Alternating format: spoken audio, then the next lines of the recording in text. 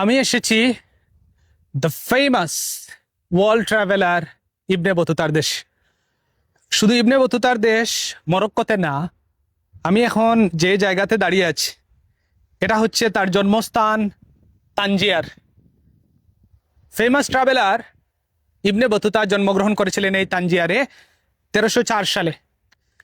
তিনি পৃথিবী জুড়ে ঘুরে বেড়িয়েছেন, দেশ থেকে দেশ, মহাদেশ থেকে মহাদেশ। বলা হয় তাকে তিনি ইরাক থেকে শ্যামনগরী থেকে পারস্য, ইয়েমেন, সিরিয়া, এশিয়া, বিশেষ করে আমাদের ভারতীয় উপমহাদেশ, তারপরে শ্রীলঙ্কা, চীন, মালদ্বীপস, এরকম দেশের পর দেশ তিনি ঘুরে বেড়িয়েছেন। তাও আপনি চিন্তা করেন যে ওনার জন্ম 1304 সালে এবং এরপরেই তিনি এই ঘোরাঘুরিগুলো করেছেন, বড় হওয়ার পরেই তিনি ঘোরাঘুরিগুলো করেছেন। প্রথমে কিন্তু তার প্ল্যান ছিল না যে তিনি আসলে ভাবে ঘুরে বেড়াবেন। তার প্ল্যান ছিল তিনি মক্কা মদিনায় যাবেন, হজ করতে যাবেন, এবং এভাবেই কিন্তু তার শুরু। It's a kind of beginning. তিনি গেলেন মক্কা মদিনা থেকে, এই যে নেশা পেয়ে বসলো, এরপরে পৃথিবী ঘুরতে লাগলেন। জীবনের প্রায় 30 বছর তিনি এরকম ঘুরে ঘুরে কাটিয়েছেন।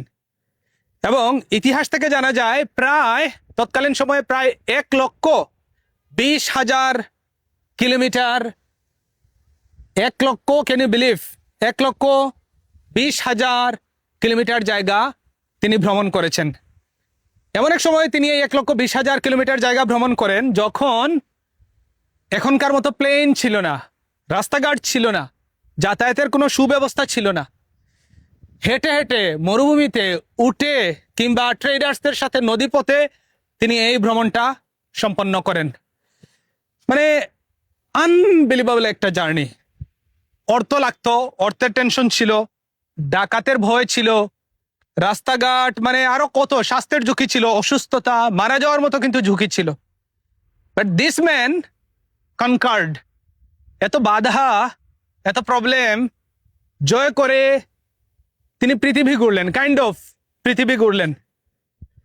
এবং আজকের দিনে যারা আমরা ভ্রমণ করি বা যারা ভ্রমণ ভালোবাসেন তাদের জন্য তিনি একজন লেজেন্ডারি ফিগার।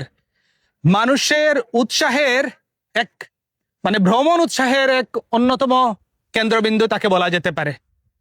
তার ভ্রমণ কাহিনী নিয়ে যে বই রিহলা হিসেবে খুবই ফেমাস, মানুষজন ওয়ার্ল্ড ওয়াইড পড়ে থাকে।